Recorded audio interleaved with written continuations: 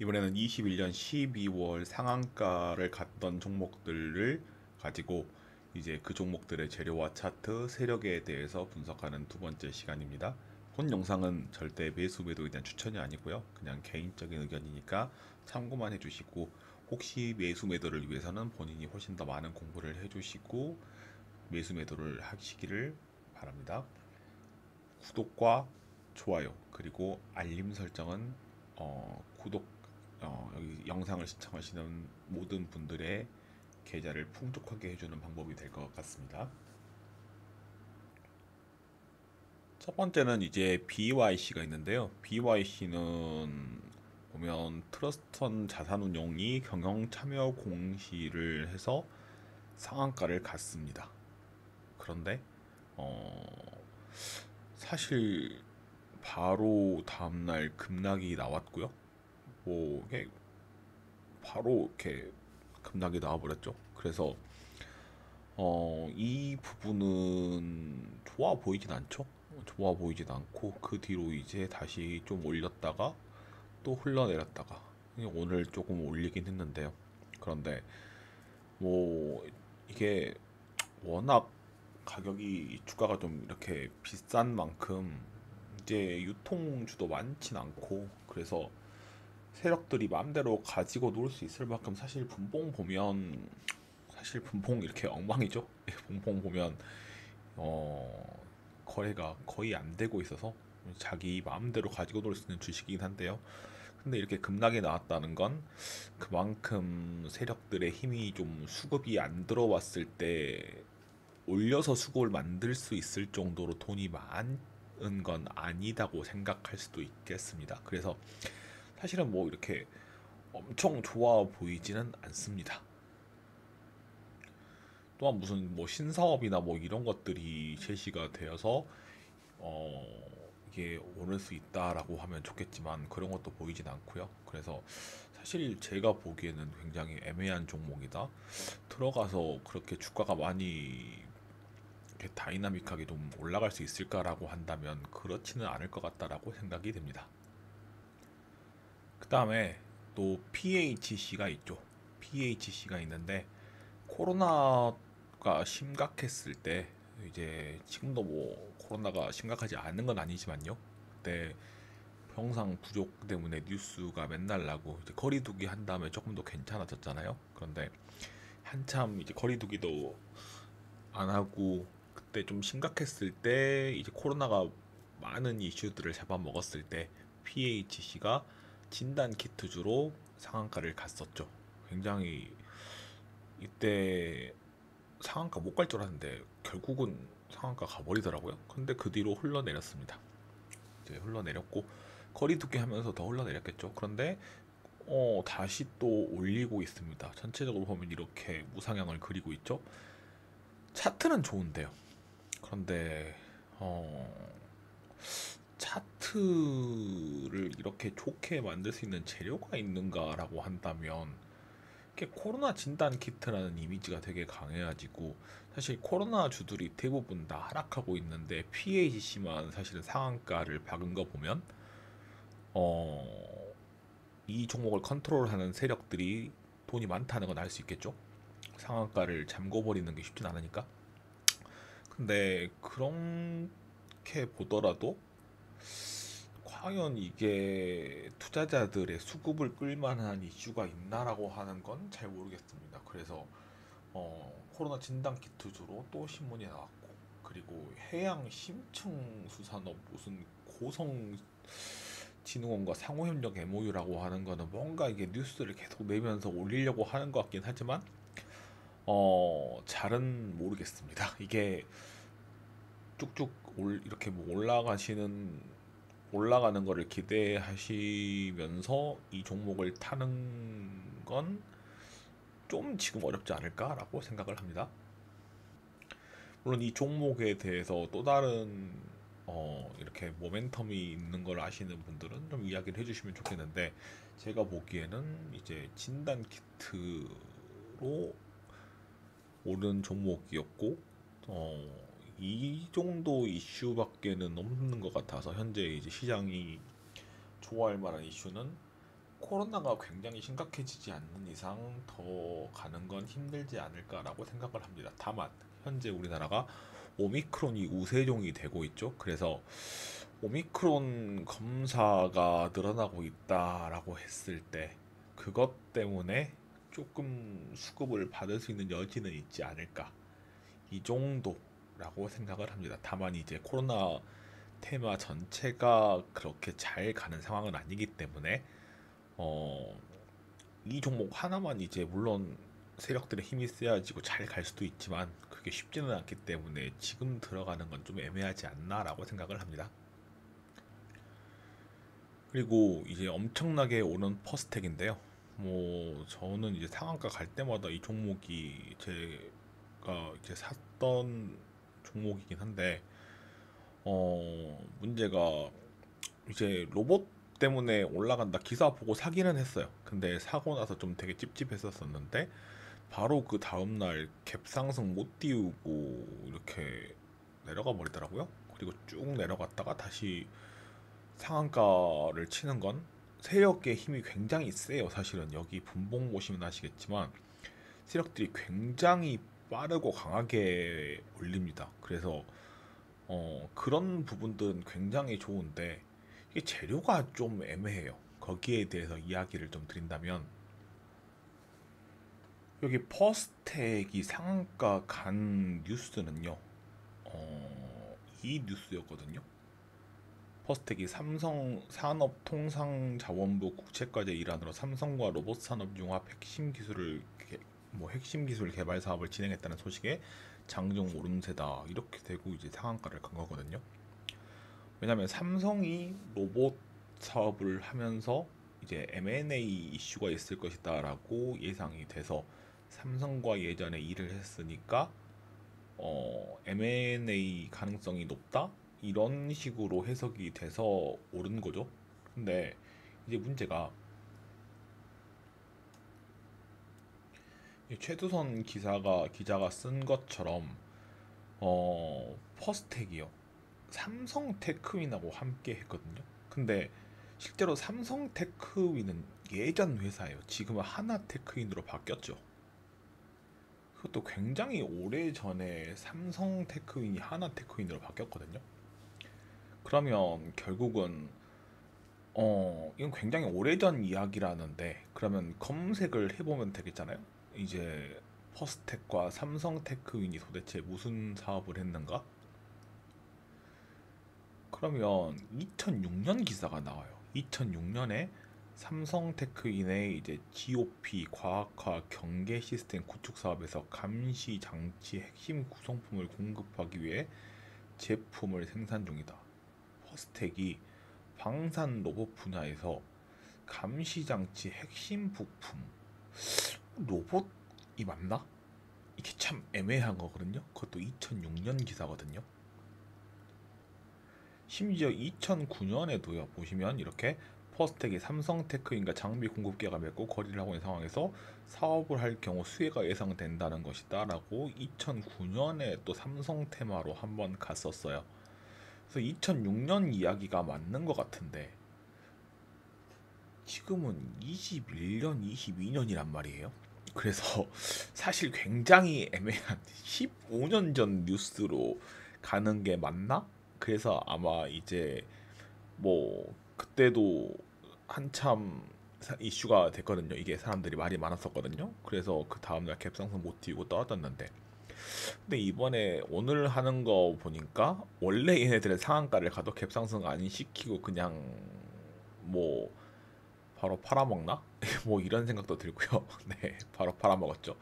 바로 팔아먹은 건 아니면 그냥 이제 뭐 상승 시켜줄 만큼 이렇게 상한가를 잠그면 사실 그 돈으로 다시 또 갭상승 띄워줄 만 하거든요. 근데 안 띄워주고 바로 이렇게 꼬라박게 만들어 버리더라고요. 이건 좀 독특한 종목인 것 같아요. 그래서 사실 기본적으로 이때 빠진 게 이 이슈, 즉 그러니까 이게 15년 더 된 이슈다.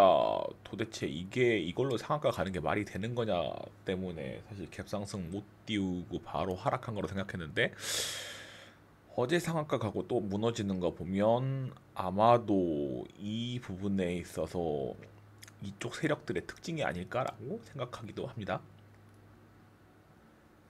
그 다음으로 얘기할 것은 이제 로봇 관련주들을 한꺼번에 묶어서 얘기를 해드릴게요.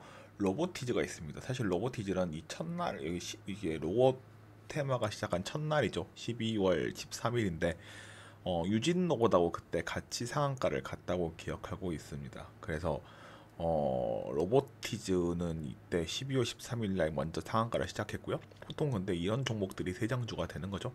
그래서 어 11,700원 최저가에 비해서 35,000원이면 사실은 3배가 오른 거죠. 200% 이상의 이때 사신 분은 이제 200% 이상의 수익을 거두신 분들도 계셨겠죠. 그래서 첫날 상한가 그러니까 테마의 시작을 만들어낸 종목 그만큼 힘이 센 거죠. 어, 이미 테마가 시작된 후에 올린 종목들은 사실은 처음에 대장주에 편승해서 올린 종목이기 때문에 자신이 좀 없다라고 보시면 될 텐데 이거는 이제 첫 번째부터 상한가를 만들었기 때문에 좀 자신 있다라고 볼 수 있겠고요. 그 뒤로도 이렇게 계속 올랐습니다. 계속 올라서 네. 사실 지금은 이제 좀 들어가기가 좀 무서운 곳. 여기서 세력 평단가를 여기로 봐서 14,000원을 봐도 이미 이제 세력들이 100% 먹었다라는 그런 구간이기 때문에 사실 언제 급락이 나올지도 모르겠고 그래서 사실 좀 들어가기 무서운 그런 자리이기도 해요. 그 재밌는 거는 이제 보통 로봇주가 지금은 삼성이 로봇 사업에 진출하면서 M&A 가능성으로 올랐다라고 이야기를 한다라고 한다면 로보티즈는 사실은 2019년에 CES 전시회에서 LG전자와 공동으로 개발한 자율 주행 로봇 뭐 이런 이야기가 있어서 사실은 LG 쪽으로 분류되기도 하거든요. 그런데 어 사실 이런 자율주행이란 단어 굉장히 좀 자극적인 단어죠 시장에서는. 그래서 그거를 이제 자율주행 로봇이다라고 해서도 한번 중간에 또 오른 적이 있었고요. 그래서 이게 그런 부분에 있어서 로보티즈가 조금 시장의 수급을 많이 받지 않았나 이런 생각을 하고요. 물론 세력의 힘도 좋았고 그리고 이제 재료도 좋았고 그리고 재료도 좋았고 아무튼 모든 게 잘 맞아서 굉장히 많이 오른 종목인데 저도 이때 있었거든요. 근데 좀 이렇게 하락하길래 이제 이게 힘이 세진 않나? 라고 생각해서 팔았는데 굉장히 세더라고요. 그래서 너무 아쉬웠던 종목 중에 하나입니다. 아무튼 삼성보다는 이렇게 LG 쪽으로 분류되는데도 올랐다는 점은 사실은 이제 세력의 힘과 재료가 굉장히 조화를 잘 이루어서 예쁜 차트를 만들어냈고 그리고 여기서 이제 세력이 빠져나갈 것이냐 저는 그렇게 보진 않거든요. 로봇 테마가 죽을 것이다라고 생각하진 않기 때문에 왜냐하면 테마를 이룰 때 가장 중요한 거는 그 테마 내의 종목들의 세력들의 힘인데 로봇 종목은 사실 힘이 센 종목들이 되게 많아서 쉽게 죽을 것 같진 않아요. 그래서 이제 뭐 돈지랄하는 종목들이 많아서 그래서 쉽게 죽을 것 같진 않아서 여기서도 더 오를 수 있지 않을까라고 하는데 아직 안 오른 로봇주들도 많이 있어가지고 이게 반드시 올려서 탈출해야 되는 그런 종목들이겠죠. 그래서 로보티즈보다는 아직 안 오른 종목이 더 낫지 않나? 이런 생각을 해보기도 합니다. 그 다음에 SP 시스템즈라는 종목이 있죠. SP 시스템즈는 이제 이것도 로봇주로 분류가 되는데 이것도 삼성 M&A 삼성이 이제 로봇 사업을 시작하니까 M&A가 있을 거다 그런 기대감으로 올린 것보다는 사실은 현대차와 이제 로봇 사업 계약을 했거든요. 그래서 그런 부분에서 이렇게 이 현상이 나왔고 여기서 이제 좀 하락을 하려고 했다가 이걸 막아내는 이런 아름다운 움직임을 보이고 있습니다.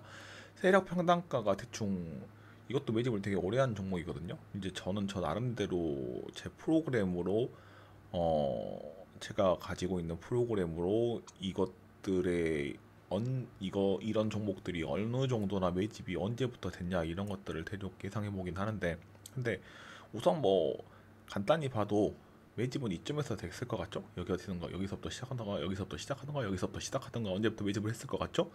그래서 한 여 정도 매집 단가를 잡는다 그러면 사실은 한 6,500원이라고 한다면 아직 빠져나가기는 조금 애매하지 않았나? 네, 아직 빠져나가기 애매하고 그래서 올리고 있다라고 생각이 듭니다. 아무튼 SP 시스템즈도 세력의 힘이 굉장히 강한, 그리고 이때 오르는 이유는 사실 현대차가 엮였기 때문에 세력의 힘만을 올렸다고 하기에는 좀 애매하고 수급이 굉장히 좋게 잘 들어왔었겠죠. 네, 그래서 굳이 뭐 삼성 M&A가 아니더라도 현대나 아니면 뭐 LG만 엮여 있더라도 로봇주들이 굉장히 탄력이 좋다는 건 사람들이 이제 투자자들이 시장에 있는 투자자들이 로봇에 관한 종목들을 굉장히 긍정적으로 바라보고 있다. 로봇이 미래 산업의 핵심이 될 것이다라고 하는 사람들이 많다라고 이제 볼 수가 있는 거죠. 근데 이제 아까도 말했지만 12월 13일 날 로봇 테마가 처음으로 시작되는 게 유진 로봇하고 로보티즈가 동시에 상한가를 치면서, 그리고 로봇들이 많이 오르면서 로봇 테마가 시작됐다라고 볼 수도 있거든요. 근데 유진 로봇은 그 이후로 주가 흐름이 엄청나게 좋지는 않습니다. 로보티즈에 비해서는요. 엄청나게 좋지는 않은데 근데 또 이렇게 계속 우상향하는 모습을 계속 보여주고 있죠. 이런 부분은 굉장히 좋습니다.